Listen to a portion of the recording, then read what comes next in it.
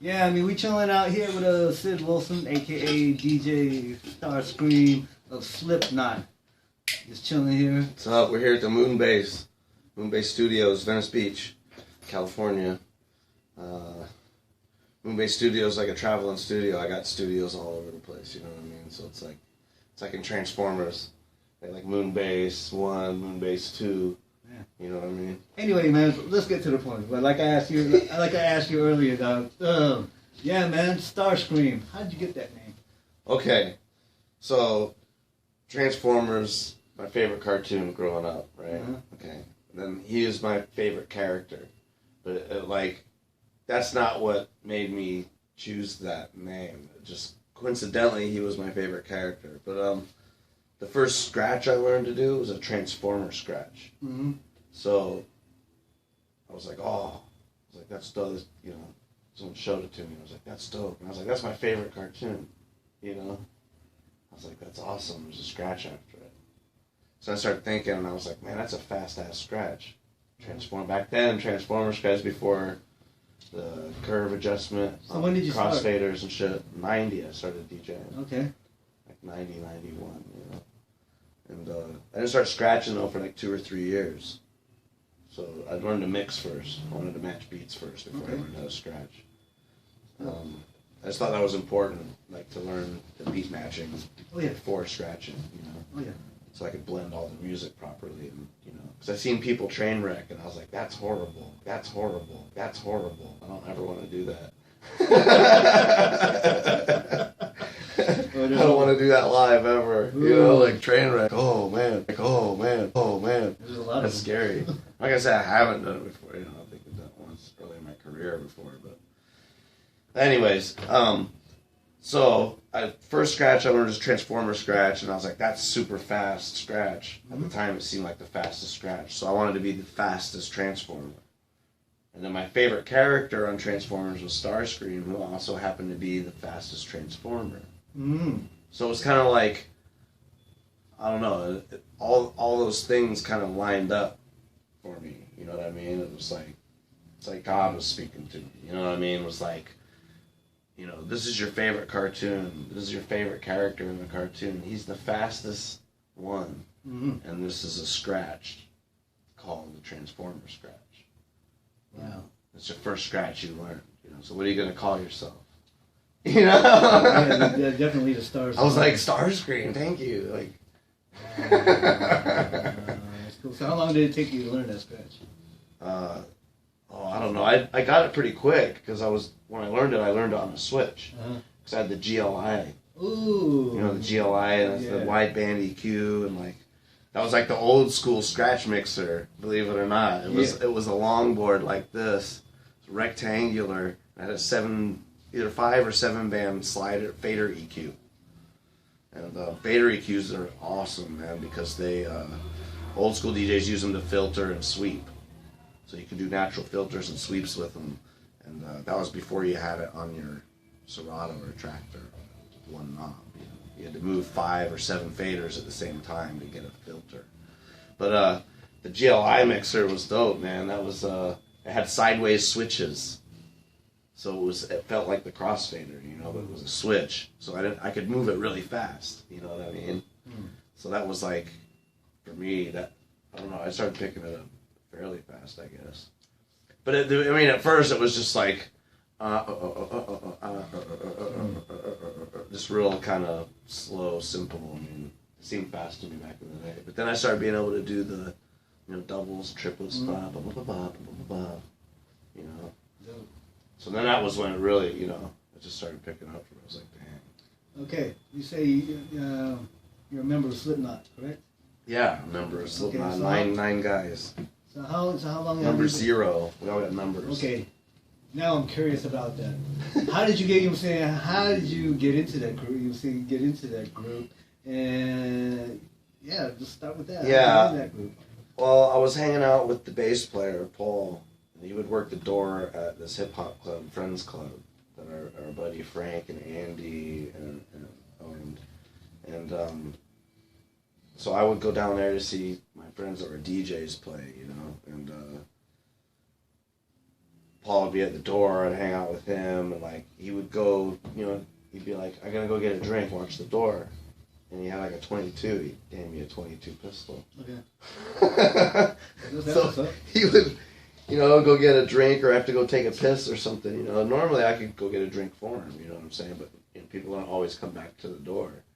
So that's why I hung out with him over there, like, periodically, because he'd be like, "Fuck, no one hangs out with me, you know, I'm here stuck at the door all night, you know." So, anyways, he had mentioned that he was at a band. He kept mentioning it to me, you know, and I wasn't really kind of, like, picking up the hint, so to speak, you know what I mean? And Frank started telling me, because, like, I think they were like, "I don't think he's interested, I don't think he'll be into it, I don't think he's interested." Because every time he was like, "Yo, I got this band," I was like, "Oh yeah, that's cool." And I'm like, "I'm gonna go watch the DJ," you know, like didn't really think about. I didn't understand that he was trying to chat with me about his band and like, he was trying to pick my brain a little, I think, and I'd never noticed that because he's my homie, you know. Yeah. So, Frank started saying shit to me. He's like, "Dude," he's like, "You should go check out that band. You should go check that shit out." He's like, "Because they're asking me to do it." And he's like, I can't do it. You should do it. You know what I mean? So I was like, "All right, fine, I'll go check it out." You know what I mean? And they were dope. So I just, and they were looking for a DJ. That's what it was, you know? Okay. They were looking for a DJ, and I was like the logical choice for them, I guess. They don't. What year was And that? anyone they talked to, I was like 97, I was hanging out there. And then, like 98 is when I like started checking the band out. You know what I mean? Going to practices and, you know, doing some stuff. And like, at first I went and talked to them all, you know, went to Clown's house and sat with everyone on the porch and we talked about it. So how is that? They were trying to break it down to me, you know what I mean? Like Clown was like, we're crazy, you know? And I'm like, "Cool, man." You know, like, but we wear masks. And I'm like, "Sweet. Awesome." I'm like, you know, I like masks, you know. I was into bands that wore masks and shit, you know, already, so as they were. So I was like, okay, cool. But they were like, he was trying to explain, like, "I don't think you understand, like, we're crazy." And I'm like, "Man, I don't think you understand. Like, I'm crazy. I'm actually crazy, bro. Like, wow. Get ready," you know what I'm saying? And I'm not like, you know, I don't mean like that. I'm just like, I'll go there, you know what I mean? Yeah. Like, I'll sacrifice myself physically to prove it. So how is You know what I mean? Like Fight Club status, like Tyler Durden and shit. Oh, dope. Just disconnect and just do what you gotta do to get the job done, you know what I'm saying? Sure. So how is it, you know what I'm saying? But yeah, after I hooked up, I played a show with, you know, I went and watched a show and I headbutt Clown when he tried to come down out of the crowd at me. He tried to come down off stage into the crowd and come like, attack me. And I seen it coming a mile away, so I just like climbed over people, and, like, you know. So he like pushed me away, and then he went back on stage and he was like telling the dudes like, "I don't give a shit, he's in," you know, like. Wow. So how is it like DJing? You know what I'm saying? You're a hip hop DJ. Right, I'm a b-boy. Like since I was like, when I was like 8, you know, I seen like people break dancing and Michael Jackson, and like, just all that craze was breaking out. You know what I mean? And I was hooked. So I was like, I want to be that. You know, just punk rock, hip hop dancer, like fusion of people. You know, so I was like, that's my world. You know, so. But I kept jumping from thing to thing, you know what I mean, throughout the years. So how is it? Okay, you're hip hop DJ. You're a hip hop DJ working with a rock band. How is that? If you can like expound on that. I know it's rather. Well, you gotta approach it, Matt, different. You know what I mean? Like they're a band. You know what I mean? So it's like I can't just come in and do something that's like it's cool to be the highlight. You know, part of a song. Don't get me wrong, we do that as well. But when you're talking about doing a whole album, you don't want to just have like a scratch be a highlight of a part of the song every song. You know what I'm saying? That becomes predictable. So, you have to start thinking of ways to complement the song, you know what I mean, or complement the vocal, or do something that carries the whole band. You know? Y'all listening to that? I hope y'all listening to that. I studied, and I mean, dude, and I studied like Lethal, you know what I mean, because he was doing that, you know, he was like the dude, he was like the band DJ guy, like for DJing the heavy music. I mean, he's kind of like the, I mean, you have like Kid Rock and stuff like that, but I mean, he was kind of the first one to do like, you know, whereas like a band, and like as a member of the band, being a DJ. Yeah. Not just like a DJ in the background. Like he's working, you know, he was doing shit for Biscuit, you know what I mean? So check this out. So I listened to his album, like, I listened to that like over and over again. Like really studying what he was doing, and then I was like, okay, I gotta take that like to another, to my own kind of taste. Yes, sir. You know, like, let me see, what did he do? And then like Vic's Master Mike too, who's like DJing, you know, he DJed for the Beastie Boys. I don't think at the time he wasn't, but he was doing wild stuff on turntables, you know, kind of unorthodox sounds and stuff. I think that was the key, is like people like Lethal and Mike and other people, innovators before and at the time, would use like really unique sounds, you know what I'm saying? Rather than just like, because most like, you know, like, oh, fresh. Oh, yeah. Oh, yeah. You know what I mean? Like, you can't just put that in every song, you know what I mean? I'm doing Slipknot stuff at times, and he's doing House of Pain things at times, and then we have the stuff we're working on together, Lethal Wilson. It's like a hip-hop project. Well, that's dope, man. Yeah. Oh, shit. So I'm rapping on it and scratching on it, and he's producing it, and helping with some of the beats. But with that project, he's taking like the producer role. Like, where normally I produce all my own stuff, he's like kind of taking charge of that there. So, and that's been a good experience for me as a hip hop artist of sorts, to be able to like disconnect and be like, let someone direct me a little bit, you know? Yeah, that's dope, man. Because it opens you up to new worlds, you know what I mean? Next thing you know, I you know, after the project is completed, I'm coming out of it with like a whole new set of skills. You know? So what are the current projects you're working on right now? I got a solo album called Sexcapades of the Hopeless Robotic. It's just titled Sid, you know, like, as the artist. It's a hip hop album. I've produced probably like 75% of the beats, and I worked with other producer on some of the beats. I did all the vocals on it. It's rapping. There's scratches on it. It's like, there's not a lot of turntablism in it, I guess, as might be expected, you know, but I'm doing a lot of stuff right now that's just like overload turntablism stuff, you know. So I got a looper coming out with Asthma Funk. So it's like a Wax City Asthma Funk collaboration. Wax City record store on Melrose. Plug. Wax City. 7427 Melrose.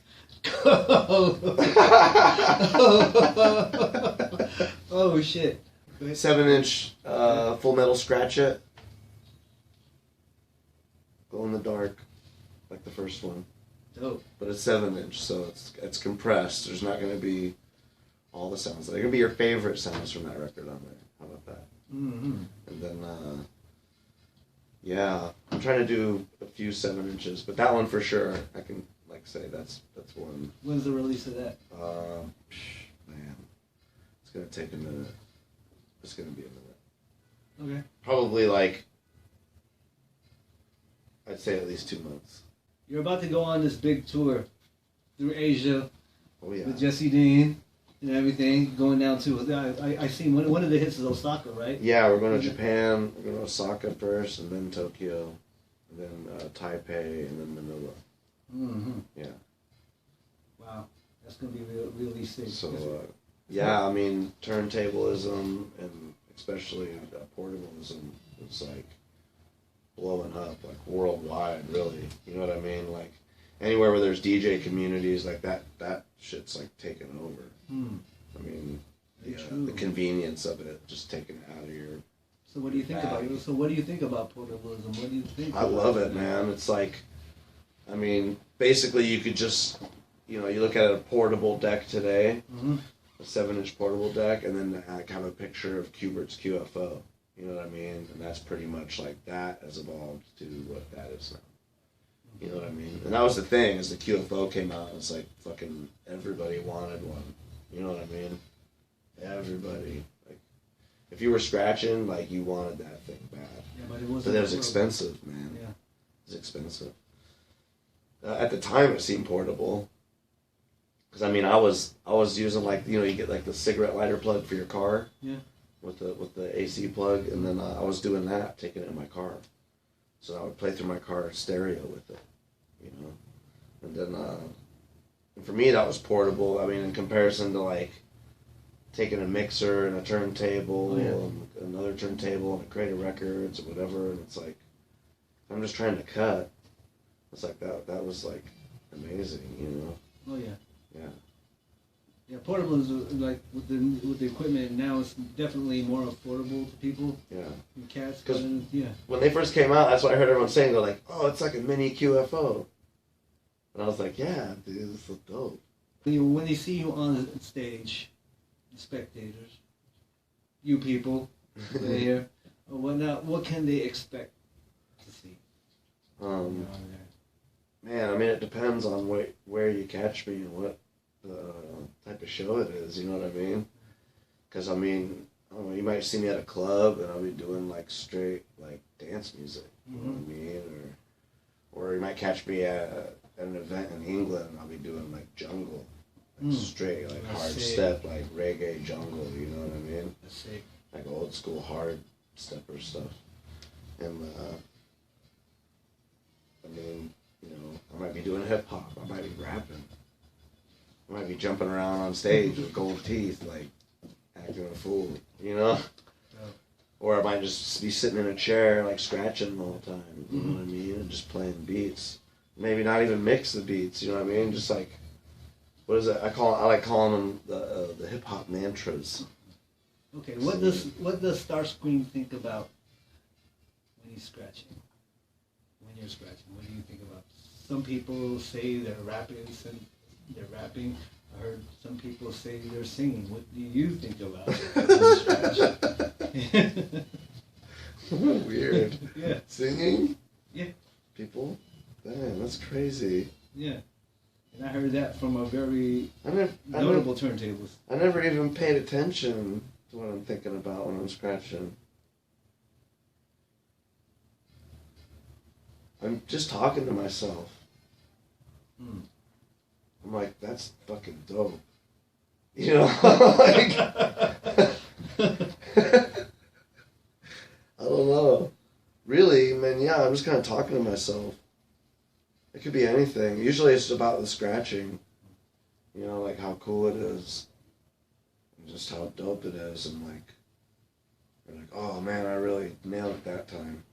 Or like, I don't know. I mean, sometimes I might drift off and think about something else, like, man, I'm kind of fucking hungry. Like, what should I eat? I could get the Peruvian chicken across the street. That shit's awesome. I wonder if they ran out. What time is it? And then I'll say that. What time is it?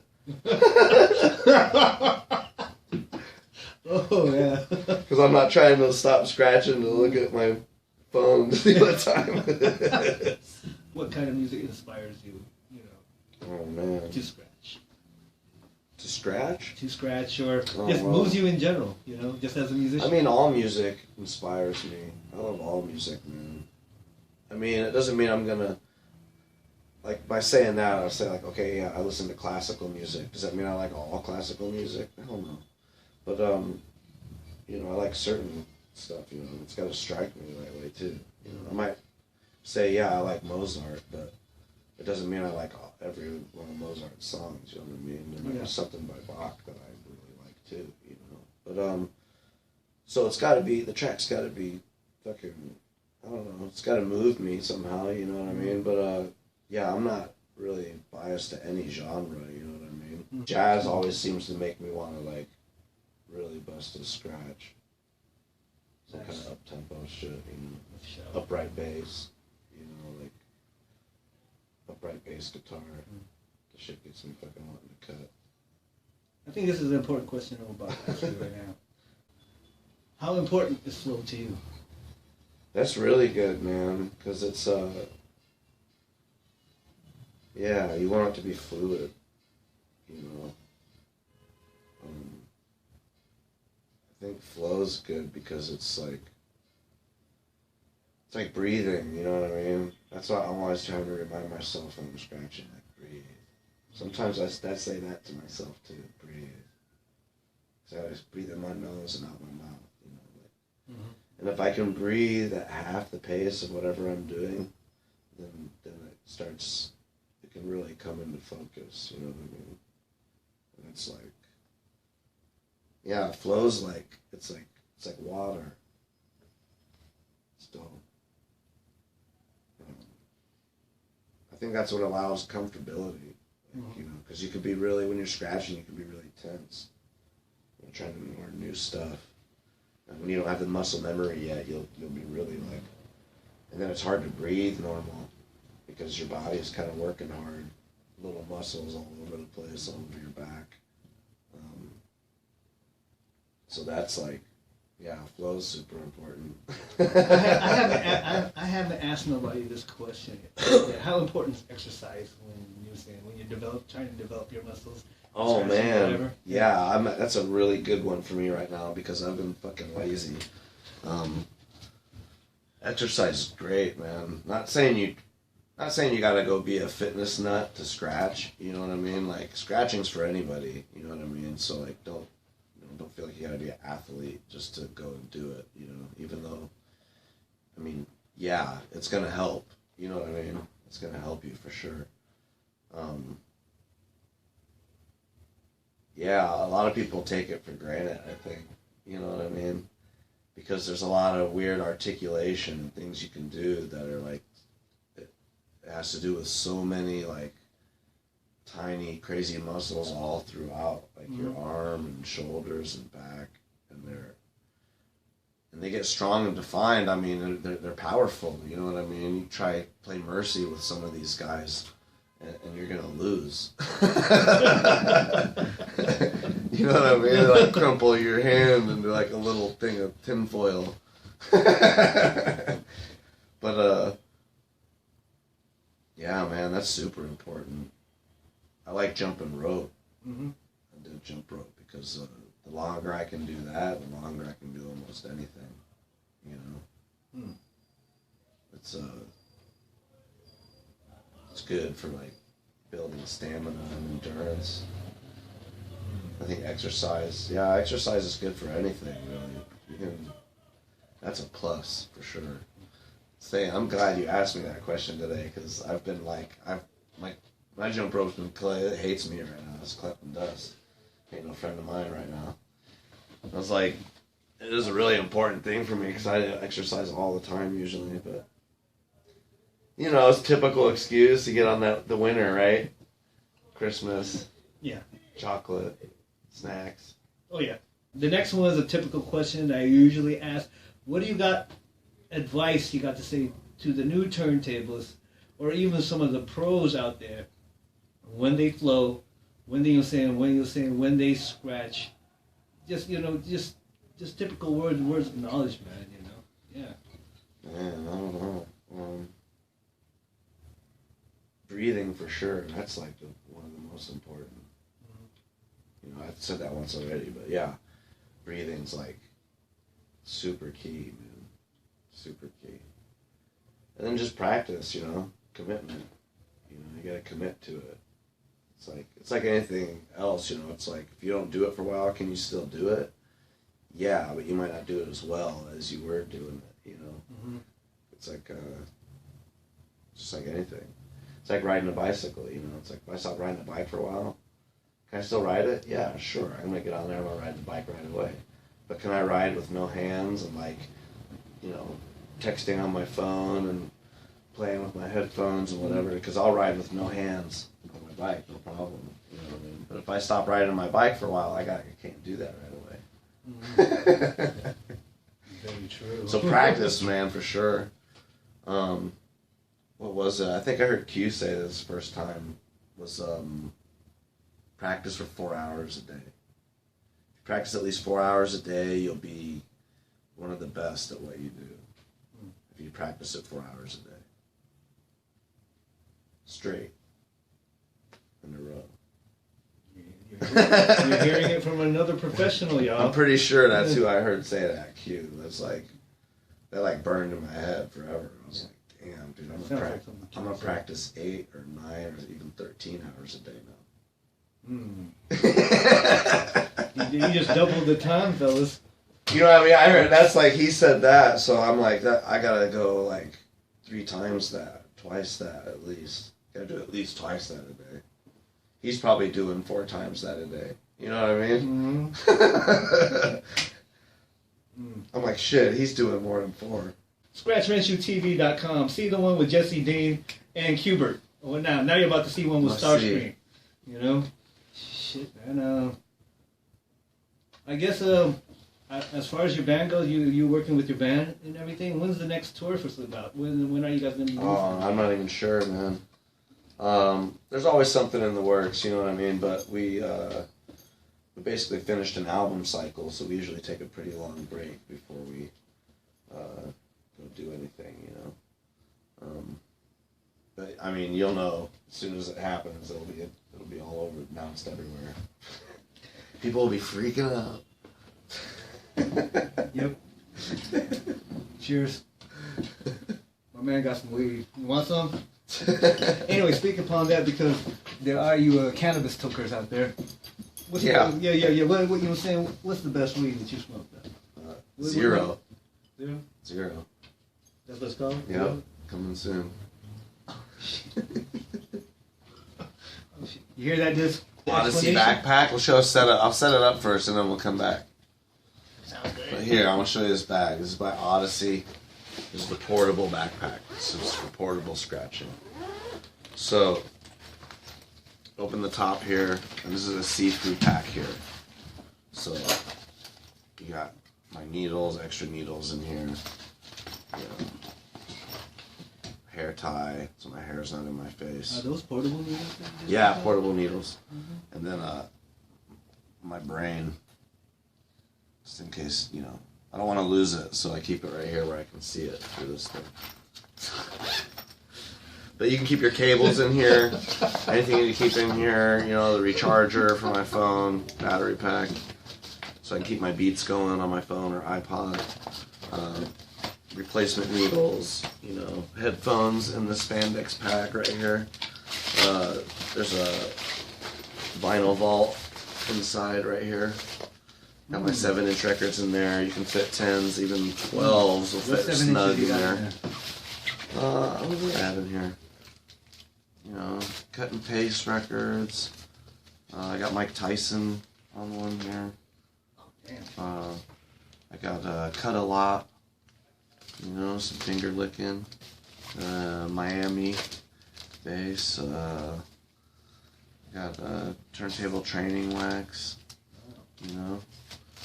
That's nice. Yeah. Oh, I see. I know that one. Yes, I know that pink record. This one, I like this one a lot. Which one is that? Just for your hand, just for your trapped hand. This one's really nice. I like this one. It's got the old Jive Bunny and the Master Mix kind of cover on it, but he's holding the handy tracks. It's really cool. So when you say this bag is available? I don't even know, man. It might be available now. But we're test driving them on the tour in Europe. Jesse Dean Designs. Okay, so here's my portable inside, which is awesome. It just Velcro's right in there. That's your second compartment. I'll put this on the counter over here, and we'll take a look at that later. There's a separator here. It's just the right amount of space for my Jawbone Jam box, dude. It's like fits in there perfect. It's like I like that. it's just the right amount of space for my portable and that. And then there's also a space here for your laptop if you're running Serato or anything. Okay, your computer can go in here, or if you just want to take your computer with you. Let me see, zip that back up. And then I'll show you on the back side here. Has these really nice thick padding. And there's another compartment here for your passport and your wallet. So you don't lose that and don't get pickpocketed. Put that stuff in there. Yeah, and then that's your whole bag, you know what I mean? You're set to go. You can go travel wherever you want. These thick pads are awesome, by the way, because when you have all that stuff in there, it does get a little bit heavy. There's also 6D size batteries in that portable. And the thick padding, it's just nice and soft on your back. So it's a nice change, you know, to have something comfortable on there as opposed to something stiff. You hear that, Odyssey? I'm coming at you. Starscream, thank you. You were saying thank you. Yeah, dude. Right here. Dude, thanks for having me. I I'll can't be happy to come back again, man, and do some more stuff. We'll set up the portable, man, and show you some scratching. Yeah, the cuts. Time to cut. We out right now. SCRNSHUTV. One.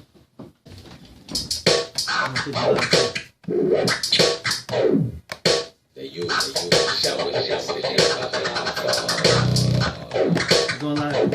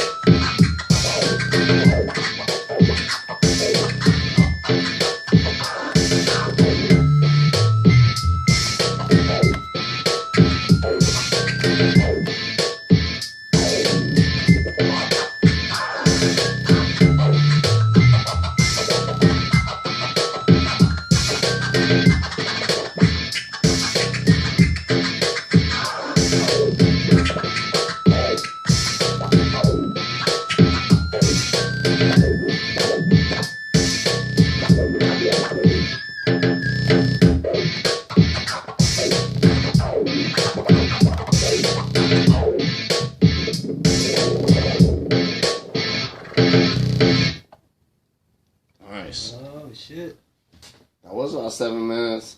7 and change. Oh shit, that shit was dope, man. It was longer than I Nice thought. flow.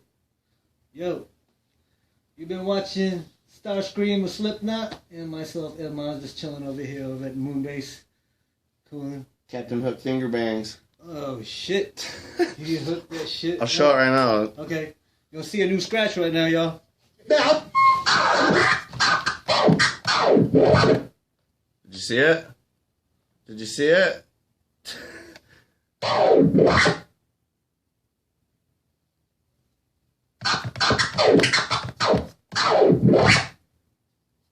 That's it. Haha, Captain Hook finger bangs. Basically, it's a hydroplane, but you're using a couple of your fingers to pull the record back as you hydroplane with the other finger forward. Ooh. Captain Hook finger bangs. Captain Hook finger bangs, y'all. That was sick, man. That was sick. Hey, anyways, man, I'm cutting. You can do them normal too on the other side. Let me get down. Which is on the opposite side of the record over here. So that's going forward. Ooh. But that's like a normal one, but people will do it with their thumb. But I like using my finger. But like other people can do it like on a lot of people do it on a big 12. Yeah. Because you can use the power of the motor. But portable, it's hard to do because it's belt drive, so it's harder to just go like that. So you gotta like assist it. Push it forward with one finger while you rub the other one. Mm. And then that's how I came up with the Captain Hook finger bang, because I was doing like regular ones over here. And then I was like, I wanted to pull back and do it too. Because when I do them two-handed, I can go like that and then go the other direction. So I wanted to go like, I was like, how do I do it one-handed? And I just brought my finger over the top of the nipple. So I was doing it over here. I was like, oh, I'll just come over here like that and then pull it back. Yeah, that's great. They're fun. Yeah. You saw it here first on SCRNSHUTV. Any words to say to everybody before we sign out, man? Thank you, everybody. I'm blessed. I'm glad I got to do this for a living. Thank you. All right then, folks. We out. Y'all have a good night now. If you Portablist, go session, do what you got to do, or practice at home, or whatever. Daniel G, I see you out there, man. All right then, folks. We out of here. Starscream. Sid the Third, Wax City. Peace.